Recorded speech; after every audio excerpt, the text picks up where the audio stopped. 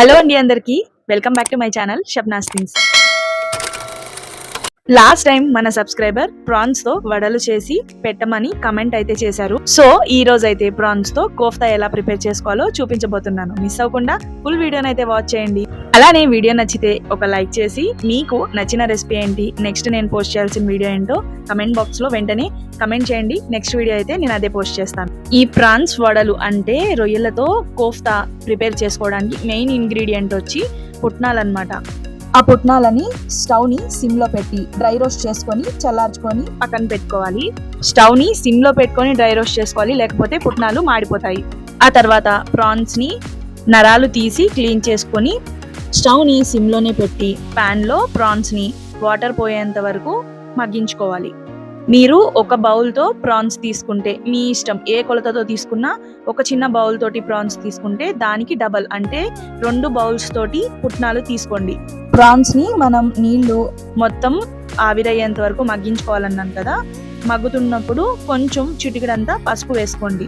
ఇలా ఉడుకుతున్న ప్రాన్స్ లో ఇప్పుడు మనం ఆనియన్స్ ని కొంచెం మీడియం సైజ్ ముక్కలుగా కట్ చేసుకొని ఆనియన్స్, ఇంకా లవంగాలు, దాల్చిన చెక్క, చిన్న సైజు 2 యాలకులు, అల్లం, వెల్లుల్లి, ఇంకా పచ్చిమిర్చి, కొత్తిమీర ఇవన్నీ కలిపి ఈ ప్రాన్స్ లో ఆయిల్ వేయకుండానే కుక్ చేసుకోవాలన్నమాట. ఇలా అన్ని ఇంగ్రీడియంట్స్ వేసిన తర్వాత చక్కగా ఆనియన్స్ కూడా మగ్గిపోయి ప్రాన్స్ లో ఉన్న నీరు మొత్తం ఎగిరిపోయిన తర్వాత కొంచెం సరిపడినంత సాల్ట్ వేసుకొని కొద్దిగా కారం వేసుకొని మొత్తం కలిపి ఒక 2 నుంచి 3 నిమిషాల పాటు మగ్గనిచ్చిన తర్వాత స్టవ్ ఆఫ్ చేసుకొని ఈ మొత్తం ప్రాన్స్ అన్నిటిని చల్లారేంత వరకు పక్కన పెట్టుకోవాలి. ఆ తర్వాత ఒక మిక్సీ జార్ తీసుకొని మనం ముందుగా పుట్నాలను వేయించుకొని చల్లార్చుకోవడానికి పక్కన పెట్టుకున్నాం కదా, ఆ మిక్సీ జార్లో పుట్నాలను వేసుకొని చల్లార్చుకొని పక్కన పెట్టుకున్న ఈ ప్రాన్స్ కుక్ చేసుకొని పెట్టుకున్నాం కదా, వీటిని కూడా అదే మిక్సీ జార్లో వేసుకొని వాటర్ ఏమీ వేసుకోకుండా చక్కగా మొత్తాన్ని పేస్ట్ చేసుకొని ఒక బౌల్లో తీసుకోవాలన్నమాట. పేస్ట్ చేసుకున్నప్పుడు బాగా గట్టిగా అనిపిస్తే లైట్గా కొద్దిగా వాటర్ వేసుకోండి, సరిపోతుంది. ఎక్కువ వాటర్ అస్సలు వేసుకోకూడదు. మీకు గట్టిగా అనిపిస్తేనే మీరు కొద్దిగా వాటర్ వేసుకోండి, సరిపోతుంది. చూసారు కదా, చక్కగా ఈ విధంగా పేస్ట్ చేసుకొని పక్కన పెట్టుకున్న దానిలో కొద్దిగా అరచక్క నిమ్మరసం, అలానే ఒక 1/2 ఇంచ్ వరకు అల్లంని తీసుకొని చక్కగా సన్నగా తురుముకొని వేసుకుంటే టేస్ట్ అనేవి వడలు బాగుంటాయి అన్నమాట. నేను మీకు చూపిస్తున్నాను కదా, అదే విధంగా కొంచెం సన్నగా తురుముకొని వేసుకున్నా లేదా చిన్న చిన్న ముక్కలుగా కట్ చేసి వేసుకున్నా బాగుంటుంది. మొత్తాన్ని ఒకసారి కలిపేసుకొని చక్కగా చేతికి ఆయిల్ కానీ లేదా చెయ్యి వాటర్లో తడుపుకొని మనం పిండి ముద్దలా చేసుకొని పెట్టుకున్నాం కదా, దీన్ని రౌండ్గా బాల్స్ లాగా చేసుకొని మనకి కావాల్సిన షేప్లో అంటే ఓవెల్ షేప్ కానీ లేదా రౌండ్ షేప్ కానీ ఒత్తుకొని ఆయిల్లో డీప్ ఫ్రై చేసుకోవడమే.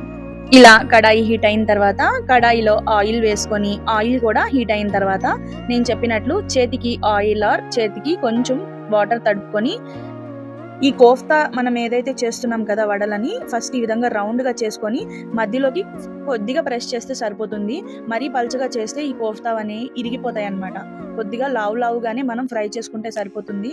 ఈ ఫ్రై చేసుకునేటప్పుడు ఆయిల్ని బాగా హీట్ చేసుకొని మనం స్టవ్ని సిమ్లోనే పెట్టుకొని మంచిగా రెడ్ కలర్ వచ్చేంత వరకు, డార్క్ గోల్డెన్ బ్రౌన్ కలర్ వచ్చేంత వరకు మనం వీటిని కోఫ్తాని ఫ్రై చేసుకొని సర్వింగ్ ప్లేట్లోకి సర్వ్ చేసుకొని ఈ ప్రాన్స్ కోఫ్తాని ఎంజాయ్ చేయడమే. దీన్ని మనం చక్కగా సాంబార్లో కానీ చారులో కానీ నంచుకొని తింటే చాలా బాగుంటుంది, లేదా స్నాక్స్లో మనం చక్కగా టొమాటో సాస్ వేసుకొని తిన్నా చాలా అంటే చాలా బాగుంటాయి. ఒకసారి నేను చెప్పిన రెసిపీని ప్రిపేర్ చేసుకొని ట్రై చేసి చూడండి. చాలా అంటే చాలా నచ్చిందని మీరే కమెంట్ చేస్తారు.